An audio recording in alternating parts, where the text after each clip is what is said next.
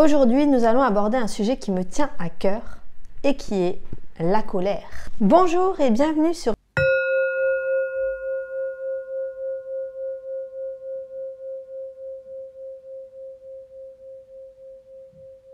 Je ne sais pas si vous avez déjà vu le petit bonhomme rouge dans le dessin animé Vice Versa. Eh bien ça, c'était moi avant. Alors aujourd'hui au programme, quelques astuces, mais surtout un petit atelier d'écriture qui permet de très vite résoudre un moment de colère. Et tout d'abord, une petite histoire pour se détendre. C'est l'histoire d'un petit garçon qui se mettait toujours en pétard, tout rouge. Vous voyez ce que je veux dire. Bref, un jour, son père en a marre. Il lui donne un marteau, des clous et lui dit « Dès que tu t'énerves, va planter un clou dans la barrière au fond du jardin. » Un bon conseil pour décharger sa colère, me direz-vous. Mais l'histoire ne s'arrête pas là, sinon c'est pas drôle. Le garçon en plante 12 le premier jour, 10 le deuxième, 7 le troisième et ça continue. Un jour ça s'essouffle et il va voir son père tout fier. Il lui rend son marteau et il lui dit « C'est bon papa, ça y est, je sais gérer ma colère !» Et le père le regarde et lui sourit. Il l'emmène à la clôture et lui dit « Maintenant, à chaque fois que tu auras réussi à ne pas te mettre en colère, tu pourras retirer un clou. » Après tout, il veut juste retrouver sa barrière d'avant. Alors, tous les jours, le garçon enlève des clous de plus en plus jusqu'au jour où il n'y en a plus aucun. Il retourne voir son père, triomphant. « Ça y est papa, j'ai tout retiré! Viens voir !» Donc le père le suit, il sourit et puis il lui dit « Voilà, tu vois mon fils, la barrière, elle est pleine de trous et elle ne sera plus jamais comme avant. » C'est ça le problème avec la colère. Si tu vas trop loin, tu as beau t'excuser, le mal est fait. Et le garçon comprit qu'il ne fallait plus se mettre en colère. Mais alors, me direz-vous, comment prévenir la colère? Déjà, il y a des signes précurseurs. Crispation, débit de parole très accéléré, souffle court. Après, on a un discours intérieur qui tourne en rond, on ressasse, on est toujours en boucle sur ça. Alors, les premiers réflexes, ça va être de limiter autant que possible le stress. De ménager des petits temps de repos, de respiration, se relaxer. Même si c'est 1 minute. Avant, j'étais commerciale au téléphone. Je peux vous dire que de temps en temps, je raccrochais le téléphone et je fermais les yeux et je prenais une profonde respiration. Pourquoi pas faire une petite marche, boire un verre d'eau, prendre un bonbon, penser à autre chose, une pensée agréable, faites comme dans Peter Pan, n'essayez pas de voler. Après, vous pouvez tout simplement travailler sur votre respiration. Quand la rage monte, vous respirez profondément et vous vous focalisez sur la respiration. La pleine conscience, l'instant présent. Vous pouvez faire aussi des exercices de cohérence cardiaque. Moi, ce que j'aime bien dans la colère, quand c'est envers quelqu'un, c'est de dépasser ça en se disant peut-être qu'il avait une bonne raison. Alors, tout n'est pas excusable, mais voilà, vous comprenez bien que quelqu'un qui vous a dépassé très dangereusement, à toute vitesse, un fou de la route, et bien des fois je me dis peut-être qu'il a une urgence, je ne connais pas sa vie, peut-être qu'il s'est passé quelque chose dans sa vie qui fait qu'il doit arriver le plus vite possible à un endroit. On ne sait pas. Vous pouvez transformer le négatif en positif. Ça c'est un petit truc qu'on fait souvent avec les enfants. Quand ils disent un gros mot, on dit tu mettras une pièce dans le bocal. Vous avez une tirelire et vous lui proposez à votre enfant de mettre une pièce dès qu'il dit un gros mot. Transformez le négatif en positif. Par exemple, moi j'essaye quand je dis quelque chose sur quelqu'un de méchant, je me dis oh, c'est pas bon pour le karma ça. Non, je plaisante, mais j'essaye de du coup faire un compliment. Alors je dis pas qu'il faut absolument mentir et faire un compliment qu'on ne pense pas, mais vous voyez ce que je veux dire. Pourquoi pas essayer de trouver du positif. Et en dernier, mon conseil, c'est de laisser de l'espace pour exprimer sa colère. Parce que finalement, on ne peut pas réprimer toutes ces émotions. Donc, si vous êtes en colère, c'est une bonne chose, c'est que vous êtes en vie. Tout va bien, vous éprouvez des émotions. Donc, je vous propose un petit atelier d'écriture que vous pouvez faire maintenant en prenant un papier, un crayon. Si besoin, vous mettez la vidéo sur pause. Et on va faire ça ensemble. Vous allez tout simplement écrire votre dernière colère. Alors, ça peut être une queue de poisson d'un automobiliste ce matin, votre mari qui n'a pas baissé la lunette des toilettes, une collègue qui vous a fait un mauvais coup, le chien qui est rentré dans la maison alors que vous veniez de passer la Ouassing. Pardon, la serpillière. On est dans le nord. Lâchez-vous. Alors, qu'est-ce que vous avez ressenti? Écrivez tout ce qui vous passe par la tête sur ce point précis. Laissez exprimer votre colère.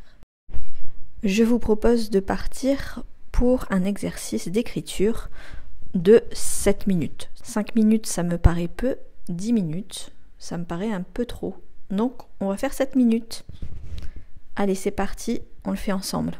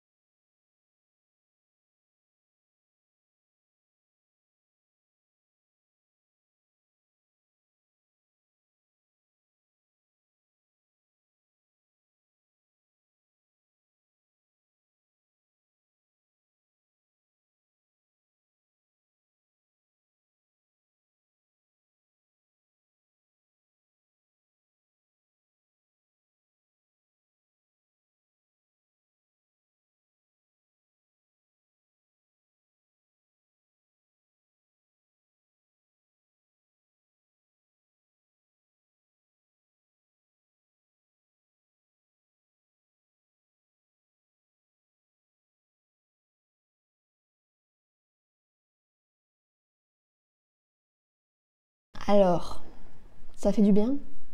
Est-ce que vous avez écrit un long texte? Ou alors vraiment des mots bien concis, bien précis, bien trempés? Peu importe. Regardez bien cette feuille et chiffonnez-la, déchirez-la, arrachez-la. Faites comme vous voulez.